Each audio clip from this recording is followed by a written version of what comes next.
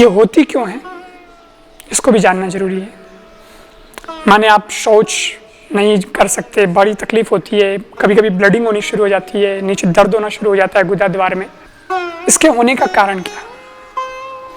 Time पर भोजन नहीं करना, तली हुई चीज़ें, गर्म चीज़ें ज़्यादा खाना, जिसके शरीर की प्रकृति ही गर्म है, और वो भी अगर बहुत सारी और गर्म चीज़ें खाएगा, कभी मिर्ची बड़े खा लिए, कभी ये खा लिया, कभी वो खा लिया, तली हुई चीज़ें और बाजार की ये सब वस्तुएं ज़्यादा खाते हैं ना, पूरा शेड्यूल बिगाड़ के रखा है आपने, तो फिर वो कहीं ना कहीं तो उसका साइड इफ़ेक्ट होगा ही, गलत प्रभाव पड़ेगा ही।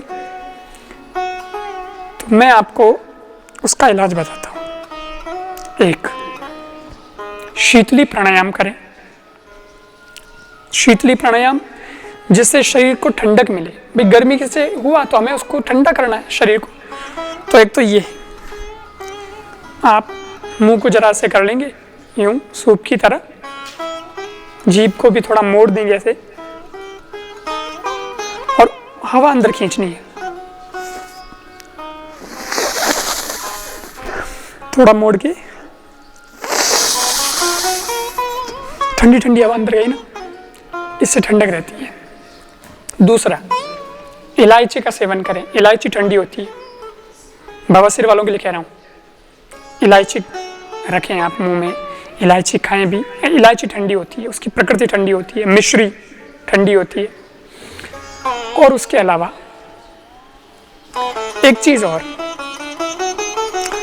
ब्लीडिंग जिनको होती है, तात्कालिक उनको इलाज करना है, एकदम उसको रोकना है, तो उसकी एक रामबाण दवा है।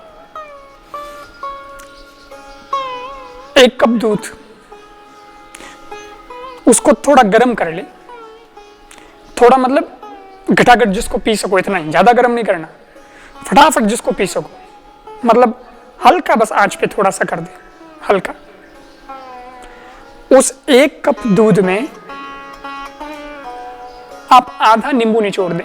नींबू को काटा, एक तो भाग अलग रख दो, और जो दूसरा नींबू का भाग है उसको झट से निचोड़ दो दूध में, उस कप में, और वो दूध फटने से पहले उसको घटाघट पी जाओ, तुरंत ब्लीडिंग बंद हो जाएगी।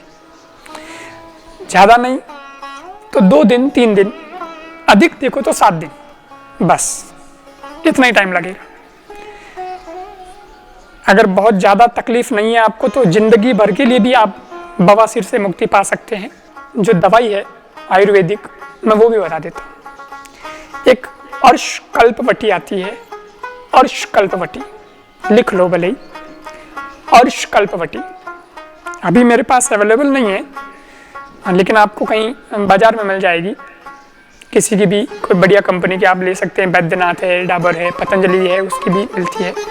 हम लोगों ने अभी उपलब्ध नहीं करवाई है। अर्श कल्पवटी और काया कल्पवटी, इसकी 2-2 गोलियां खाने से पहले लेनी है, सवेरे और शाम, ठीक है, 2-2 गोलियां। और शाम को भी खाने से 2 घंटे पहले आप उसको ले लें। अर्श कल्पवटी और काया कल्पवटी। और एक उशिरासव, एक दवाई लिख लो, उशिरासव उसका नाम है। 4 चम्मच दवाई 4 चम्मच पानी में लेनी है भोजन के बाद, ठीक है। तो इससे आपको बवासीर में बहुत फर्क पड़ेगा, जबरदस्त है। और ठंडी चीजें खाएं। ठंडी चीजों का मतलब समझे, जिसकी प्रकृति ठंडी हो, जिसकी तासीर ठंडी हो। ऐसा नहीं कि आप फ्रिज में डाल के और गर्म चीजें खा रहे हो, ऐसा नहीं। फ्रिज में ठंडा करके नहीं खाना है, वो तो उल्टा गर्म करेगी। फ्रिज का पानी ठीक नहीं होता। लोग कहते हैं ठंडा पानी पियेंगे तो प्यास बुझेगी। अरे वो फ्रिज का पानी तो बेकार। नॉर्मली मटके का पानी ठीक है, उसकी तासीर ठंडी है, लेकिन आप फ्रिज का पानी ना पिए। फ्रिज की चीजें कोई ज्यादा अच्छी नहीं होती, वो तो एक मजबूरी है कि उसको खराब नहीं हो, उसके लिए उसको रख रखा है, लेकिन वो उसका पूरा बदल जाता है सिस्टम अंदर से। तो ठंडी का मतलब ठंडी तासीर। जैसे दही की तासीर गर्म होती है, आप दही मत खाओ, लेकिन उस दही की छाछ बनाओ, और छाछ की तासीर ठंडी होती है, छाछ पियो, बनी उसी से।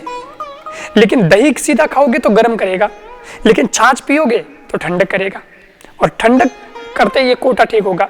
जिस व्यक्ति को खाने का सिस्टम सही नहीं है, जो व्यक्ति को ये नहीं पता कि मेरे को क्या पच रहा है क्या नहीं पच रहा है, जीभ के स्वाद में खाए जा रहा है, तो उसको पचेगा नहीं तो उसको होगी कब्जी हो जाएगी, तो फिर वो कब्जी उसको गर्मी करेगी, वो कोटा गर्म होता है, सही नहीं होता है, उसकी वजह से वो मस्से की बीमारी होती है। इसलिए एक तो आपको ये भी ध्यान देना पड़ेगा कि अगर आपको कब्जी है तो पहले कब्जी भगाओ। कब्जी को दूर करने के लिए मैंने आपको उपाय बताया ही था। सेब खा लो, मुनक्का खा लो, अंजीर खा लो, गर्म पानी पियो, सुबह सुबह 2 लोटा पी लो, ज़्यादा अगर है तो 2 लोटा पी लो, त्रिफला चूर्ण खाओ, आंवला चूर्ण खाओ, कब्जी मिटेगी। और सात्विक भोजन करो। जीभ पर संयम तो रखना पड़ेगा साहब, सीधी सी बात। जीभ पर संयम होगा तो पूरे शरीर पर संयम हो जाएगा। थोड़ा ध्यान दो प्रभु, तो इससे बवासीर आपकी खत्म हो जाएगी।